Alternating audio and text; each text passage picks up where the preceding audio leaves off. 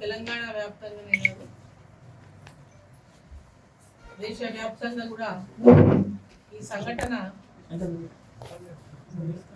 ప్రతి ఒక్కరిని కూడా ఆవేదన గురి చేసింది, ఆందోళన గురి చేసింది. లగచర్లతో పాటు పక్కన ఉన్నటువంటి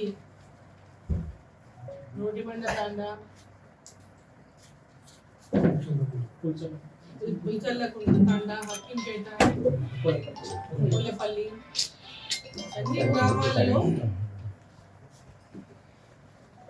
ఫార్మా ఇండస్ట్రీని పెట్టాలని ముఖ్యమంత్రి రేవంత్ రెడ్డి గారు ఇక్కడ ఈ రైతుల పొలాలన్నింటినీ కూడా అక్వైర్ చేసి ఇక్కడ ఫార్మా ఇండస్ట్రీ తేవాలని చెప్పి అయితే ఆలోచన చేసిండ్రో దానికి ఈ ప్రాంతంలో ఉన్నటువంటి రైతులందరూ కూడా దాన్ని వ్యతిరేకించి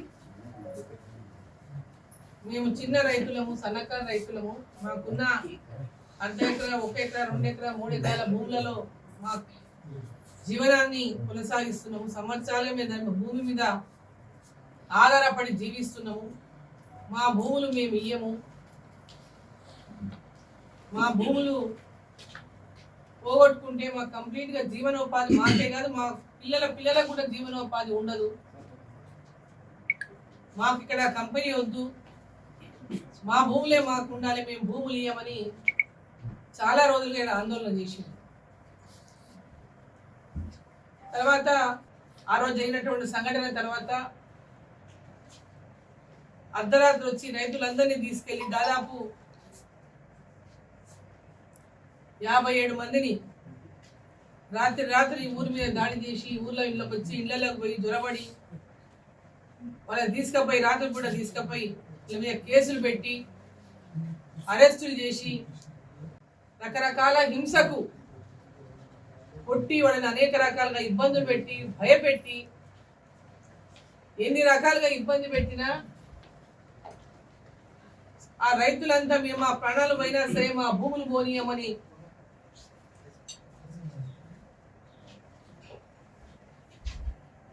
ఆవేదన వ్యక్తం చేస్తూ ఆ కుటుంబంలో సభ్యులందరూ ఇంటి దగ్గర ఉన్నటువంటి ఆడవాళ్ళు, ముసలోళ్ళు ప్రతి ఒక్కరూ మేము ఎట్టి పరిస్థితుల్లో మా భూములు ఇయ్యము, మమ్మల్ని ఎంత కొట్టినా, ఎంత వేధించినా, ఎన్ని అరెస్టులు చేసినా, జైలుకు పంపినా మేము ఆ భూములు ఇవ్వడానికి సిద్ధంగా లేవనేటటువంటి ఆ భూమి తల్లి మీద ఉన్నటువంటి వారికి అటాచ్మెంట్, ఎందుకంటే దాని మీదనే ఉపాధిగా ఆ భూమిని ఆధారంగా చేసుకొని బతుకుతున్నటువంటి కుటుంబాలన్నీ కూడా మేము ఎట్టి పరిస్థితుల్లో మా భూములు ఇవ్వని పట్టుదలతో ఉండడం, మేము కూడా ప్రభుత్వానికి అనేక సార్లు రైతుల నుంచి బలవంతంగా భూములు లాక్కోవద్దు, మరి ముఖ్యమంత్రి గారు ఇక్కడ శాసనసభ్యుడే కాబట్టి వారు కన్విన్స్ చేసుకోవాలి, నిజంగా ఆ భూమిని కోల్పోతే దానికంటే ఎక్కువ న్యాయం జరుగుతుంది అన్నప్పుడు ముఖ్యమంత్రి గారు వారిని కన్విన్స్ చేయాలి, కూర్చోబెట్టుకొని వాళ్ళతో మాట్లాడి కన్విన్స్ చేసుకొని చేయాలి తప్ప బలవంతం చేసి భయపెట్టి ఆ భూములు లాక్కోవడం సరికాదని ఎట్టి పరిస్థితుల్లో రైతులకు అండగా మేము ఉంటామని ఆనాడు కూడా చెప్పినాం. మరి ప్రభుత్వం దేశజాలకు పోవద్దు, రైతులతో పంతానికి దిగొద్దు. ఈరోజు ఫార్మా ఇండస్ట్రీ మనకు ముఖ్యం కాదు, మన రైతుల యొక్క వారి యొక్క కుటుంబము, వాళ్ళు ఈ ప్రాంతంలో అనేక సంవత్సరాలుగా తరతరాల నుంచి ఆ భూమి మీద ఆధారపడి వ్యవసాయం చేసుకుని బతుకుతున్నటువంటి ఆ కుటుంబాలు ముఖ్యం తప్ప ఒక వ్యాపార పరంగా ఇక్కడికి వచ్చినటువంటి ఆ కంపెనీలు మనకు ముఖ్యం కాదు. జరగకపోవచ్చు, ఏదైనా జరగవచ్చు. కాబట్టి వారిని నమ్ముకొని మన రైతులకు అన్యాయం చేయద్దనే విషయాన్ని రేవంత్ రెడ్డి గారిని ఆ రోజు కోరిన ఈ రోజులో కోరుతున్నాం. రైతుల యొక్క ఆవేదనను, ఆందోళనను అర్థం చేసుకొని ఇక్కడ వాళ్ళు కోరుకుంటే పరిశ్రమలు ఏర్పాటు చేయండి. అందులో ఇది చాలా ఇంటీరియర్ ప్లేస్. వరంగల్ అంటే ఇక్కడికి ఏ ప్రైవేట్ వ్యక్తులైనా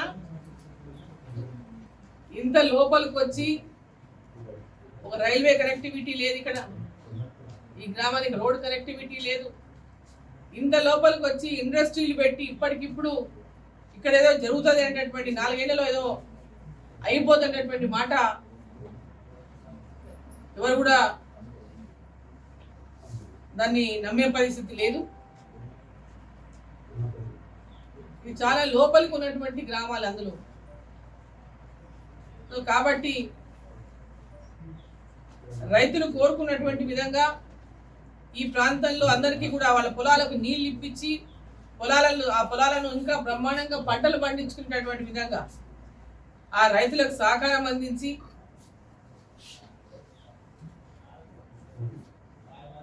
ఆ రైతుల యొక్క ఆకాంక్షను అర్థం చేసుకొని వారు కోరుకునే విధంగా ఈ ప్రభుత్వం కానీ ముఖ్యమంత్రి కానీ సహకరించాలని చెప్పి సందర్భాన్ని నేను కోరుతా ఉన్నా. జైలు నుంచి శిక్ష అనుభవించి ఏమి చేయని పాపానికి శిక్ష అనుభవించి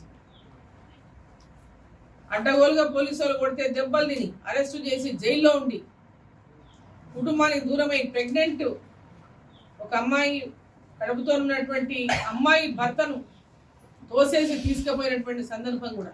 అంటే ఎంత నిర్దాక్షిణ్యంగా ఎంత దయ లేకుండా వాళ్ళు వ్యవహారం చేసేటువంటి తీరును చూస్తే ఒకసారి అందరినీ కూడా హృదయాలు కదిలించిన ఆ యొక్క సంఘటన. మేము జైలుకి వెళ్ళిన పక్కనించడానికి జైలుకి వెళ్ళినప్పుడు వారు ఒక్కొక్కరు వాళ్ళు చెప్పుకొని ఏడుస్తుంటే మమ్మల్ని ఇట్లా కొట్టిండ్రు, మమ్మల్ని ఈ విధంగా బాధ పెట్టిందని వాళ్ళు చెప్పుకొని వాళ్ళు ఆవేదన చెందుతుంటే అంటే వాళ్ళ సొంత భూములను కోసం వాళ్ళ సొంత భూములు లాక్కోవడానికి ఒక ప్రైవేట్ కంపెనీకి అప్పచెప్పడానికి వాళ్ళని ఇంత ఇబ్బంది పెట్టేది అవసరమా? ఈరోజు రైతులందరూ కూడా వాళ్ళు ఎట్టి పరిస్థితి ఇప్పుడు కూడా నేను అటు నుంచి వస్తుంటే ఆడ లేడీస్ నిలబడింది, అమ్మ ఒక్కసారి మా ఊరికి రా, మేము ఎవ్వరం భూములు ఇవ్వమనేటటువంటి మాట వాళ్ళు చెప్తున్నారు. ఆమె రోడ్డు మీద నేను వస్తుంటే అమ్మ ఒక్కసారి ఆగు అని చెప్పి మా ఊరికి రా, మేము ఎవ్వరం మా భూములు ఇయ్యము, మాకు భూమి కావాలని చెప్పి మాట్లాడుతున్నారు.